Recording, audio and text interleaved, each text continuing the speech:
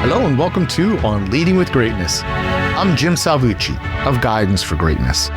This week's installment, One Day and the Truth of How to Get Things Done. One day. Only 2 words, but what an impact. It's the battle cry of the chronic procrastinator. One day I'll... We've all been there. One day I'll clean out that gutter. One day I'll order the salad instead of fries. One day I'll muster up the courage to call my buddy and apologize. Even good old Charlie Brown gets in on the action. One day I'll talk to that little red-haired girl. We promise ourselves and others that we'll get around to that task or fulfill that desire one day. Our intentions may be innocent and pure, but our motivation is slippery. That is, if it even exists. As a certified tiny habits coach, I'm an expert at conquering procrastination. If you want, I can design techniques to help you overcome delay, and one day, just maybe, I'll start using those techniques myself. Certainly, one day thinking stifles progress and uplifts the lollygagger. But there is another way of looking at one day. Consider this current moment, right now. Whatever is happening, much seems set. It's hard for us to imagine change without choosing to do so. That pain in your back? It'll pass as it has before, but in the moment, it seems like it'll last forever. We even imagine the weather will stay the same as we perk up with the sun and turn gloomy with the rain. In truth, though, as Gail Foreman puts it, we are born in one day. We die in one day. We can change in one day, and we can fall in love in one day. Anything can happen in just one day. Sure, Rome wasn't built in a day. But one day there was no Rome, and the next, voila, there it was, at least in theory. So we have 2 flavors of one day to savor. The first is the one day of chronic delay. I'll get to it. The second is the one day of inevitable change. It'll get to me.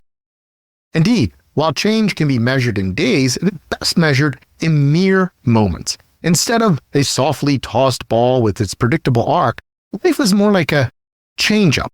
A baseball pitch that looks one way coming in but turns out to be something else altogether. Recently, a friend told me about a high-flying professional who took an unfortunate tumble in his desk chair. One moment he's at work doing his thing, and the next, he will never work again. And that's just happenstance. What about the choices we make in a moment? How many momentary decisions of action or inaction do I wish I could take back, each one marking a change I did not anticipate or desire? Then again, I have to remind myself that each moment that has come before, whatever its impact at the time, has shaped me into who I am at this moment. What, though, will I be in the next moment? It's the stuff of so many cheesy rom-com plots, the near misses leading to the chance encounter that blossoms into love. These little but momentous twists may seem far-fetched, but isn't that exactly how life often is? Take my wife and me. 40 years ago, we met by pure accident. An instant that could easily have slipped by, but instead changed everything. Now I can't imagine my life without her. Which leads us to my other favorite distraction. It's summer as I write this, which means I'm spending way too much time watching baseball. Here's the thing though, baseball more than any other sport is a game of moments. Think of that change-up pitch I mentioned before. A ball hurtles through space at 85 miles an hour, its path curving unnaturally with its spin. A bat swings powerfully yet gracefully toward it. The drama of the next nanosecond can be profound. A team that is down can suddenly surge or sink even lower. Games can be won or lost, even seasons. Careers can be made or broken in that moment. Bones can be broken. Or maybe in the next instant, we'll witness a spectacular defensive play for the ages. In baseball, the GOAT, the scapegoat, can become the GOAT, the greatest of all time, with a swing of the bat. 2 outs, full count, bases loaded, and the anticipation and drama of each pitch plays out hundreds of times a game, each one like a snowflake, familiar yet utterly unique. As for those who say baseball is boring, they're missing out on the non-stop action right in front of them. Without the turmoil and constant movement of other sports, Baseball becomes a game super concentrated into individual moments. Leaders and one day. Great leaders understand the power packed into one day or even a single moment, as well as the futility of constantly putting things off until one day. They act or don't act, fully aware that their choices have consequences, that through choice and action, one day becomes now, that in an instant, all can change. Great leaders don't wait for the moment, they seize it. So leaders are people of action, right? Impulsive and always moving. Well, not so fast. Part of understanding the power of the moment is recognizing when to slow down or even stop. Great leaders know that each moment is too precious for knee-jerk responses. Most often, a little deliberation will go a long, long way. And great leaders also know that it's okay to park those lower priorities, the ones that are neither urgent nor important, in the one-day slot. One day we'll get to this. Or maybe not. Does it actually matter? I've seen too many managers, mere bosses really, who think that leadership means acting on every whim and reacting to every possibility. They can't let anything go and think that they're avoiding procrastination by tackling everything at once. In reality, they're creating the perfect conditions for delays and oversights, which they then must counteract. It's a nasty cycle that saps their energy and distracts their attention. It's so debilitating, they might as well just go ahead and procrastinate. So it goes with micromanagers, perfectionists, and control freaks.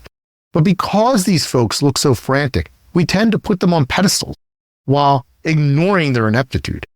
After all, as they tell us, they work so hard. What Shakespeare's Macbeth said about life is just as applicable to the feckless exertions of these control freaks. It is a tale told by an idiot, full of sound and fury, signifying nothing. Now, real leaders are not interested in just being busy. They focus on process, sure, with an eye on results. They know when to act and when to stand down. They understand that the true power of the moment lies in its uniqueness and unpredictability, and they leverage this knowledge to squeeze as much good as they can from each moment. I once knew a leader who was prone to one-day thinking, putting things off, but she eventually began to grasp how everything could change in that one day or one moment. She started making the most of each moment, and lo and behold, her procrastination melted away. Her people appreciated her newfound decisiveness as well as her willingness to slow down and think things through when necessary. She also taught them that they didn't need to take on every little thing that came their way, often telling them, "We're going to file that under NOP, not our problem." When she moved to a new job, she found herself in a workplace that buzzed with aimless effort. She taught her new team, first by example, then by instruction, to slow down and set priorities. For many years, this crew had been chasing quick fixes to deep-rooted problems, an approach that was not only fruitless but counterproductive. My friend took a different approach, looking at the big picture and strategizing to unwind their problems one by one. Once she was ready to act, it was like she threw a switch. Suddenly in that moment, there was hope for real solutions. One day became right now. That, my friends, is how true leaders harness the power of the moment, not by reacting to the circumstance of a second, but by waiting for the right instance to act. It's where the one day of delay meets the one day of change, merging to become the now of choice. This is how leaders prioritize and get things, the right things, done. The next time you mutter to yourself, "I'll get to that one day," ask yourself, what if that one day were today? What would be different? Remember, in just one moment, you can make it all change. What if that moment is right now? What sort of one-day thinking do you rely on? How often do you lean into the change that a moment can bring? Great leaders learn to leverage the power of one-day thinking to choose to act most effectively, and I can help. Unlock the great leader within. Download my free resource, the Transform to Greatness Toolkit, now at thegreatleadershiptoolkit.com. I look forward to hearing from you.